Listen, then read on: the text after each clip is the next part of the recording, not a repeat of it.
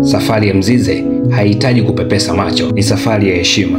Kama ni mpenzi wa soka, si kwa ushabiki wa vijiweni, bali ni kwa uelewa wa takwimu, maendeleo na nguvu ya mchezaji kujibadili kuwa nyota, basi hadithi ya Clement Mzize ni lazima uifahamu. Ni mchezaji ambaye amebadilisha bodaboda kuwa tiketi ya mafanikio. Mzize hakupita njia ya mkato. Aliamka na jua, akatafuta riziki akiwa dereva bodaboda, kisha jioni akavaa jezi na kuingia mtaani akitengeneza jina kabla ya kung'alisha jukwaa la CAF. Leo wengine wanahoji uwezo wake. Ukweli ni huu: kila msimu takwimu zake zinapanda, kila kocha anamwamini na kila shabiki anayejua mpira anamtambua. Clement Francis Mzize. Mzize alizaliwa Januari 7, 2004 huko Muheza, Tanzania. Alikuwa na kulelewa katika mazingira ya kawaida kabisa, akihudhuria shuleni pamoja na shughuli mbalimbali za kijamii. Tangu utotoni, Mzize alionyesha mapenzi ya dhati kwa mpira wa miguu, akicheza michezo ya mitaani na kushiriki mashindano ya shule. Kipaji chake kilikuwa ni cha kipekee. Kabla ya kujikita rasmi kwenye soka, Mzize alifanya kazi ya udereva bodaboda huko Iringa ili kujikimu kimaisha. Hii ilikuwa 2019, wakati ambako hakujulikana kabisa katika tasnia ya soka. Kipaji chake kilikuwa kikichanua kwa kasi.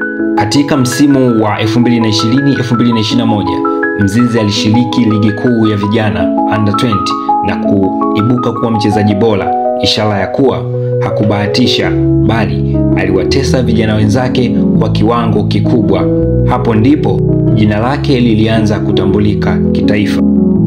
Msimu 2022-2023 ulikuwa mwanzo mpya kwa Mzize. Alicheza mechi 21, alifunga mabao 5 na kutoa assist 2.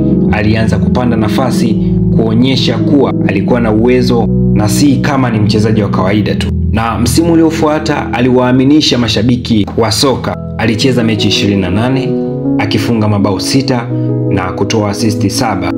Lakini tukumbuke aliibuka kuwa mfungaji bora wa kombe la FA, akiongoza Yanga kutoa ubingwa wa ligi kuu na kucheza hadi fainali za CAF Federation Cup. Baada ya kuondoka kwa Nabi, kocha Gamondi alimpa Mzize nafasi zaidi. Kijana huyu aliendelea kuonyesha kipaji cha hali ya juu. Tangu aanze soka la ushindani, kiwango chake kimekuwa kikiongezeka kila msimu. Katika soka, thamani ya mchezaji hupimwa kwa vigezo mbalimbali na hasa umri. Mzize bado ni kijana na ana umri mdogo, kwa maana nyingine ana nafasi kubwa ya kukua zaidi na kuwa mchezaji bora zaidi ya hapa. Pili, kipaji. Katika kipaji cha Mzize hakina mashaka, kwani kinaendelea kupanda siku hadi siku. Tatu, ni uzoefu wa kimataifa. Tukumbuke Mzize huyu ndiye aliyecheza fainali za CAF Federation Cup.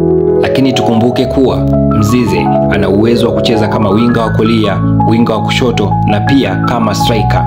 Ana uwezo wa kutumia miguu yote miwili na kupiga mipira ya kichwa kwa ustadi mkubwa. Mzize ni mpambanaji wa kweli, mwenye nguvu, kasi na uelewa wa mfumo wa kiufundi ndani ya uwanja.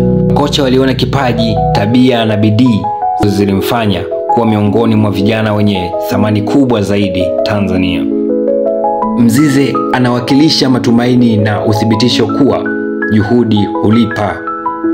Na sasa vilabu vikubwa barani Afrika vinamhitaji mchezaji huyo, na kwa hilo anastahili si tu nafasi bali pia heshima ya dhati kutoka kwa kila mpenzi wa mpira wa miguu Tanzania.